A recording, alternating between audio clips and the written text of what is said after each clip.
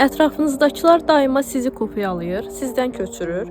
Bu zaman bəs mən nə etməliyəm deyə düşünürsünüz. Mən nə edim ki, onlar məndən köçürtməsin və yaxud da bizim həyat yollarımız bir-birinə bənzəməsin.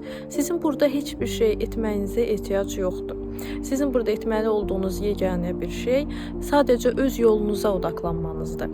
Öz yolunuza fikir verməyiniz, mən hara gedirəm, mən bu həyatda nə edirəm deyə sadəcə özünüzə fikir verməyiniz lazımdır.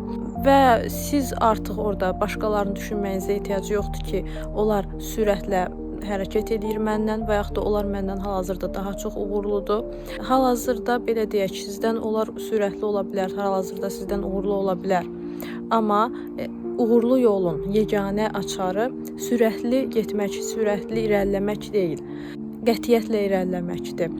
Daha dözümlü irəliləməkdir və eyni zamanda səbrlə o zirvənin başına qədər getməkdir.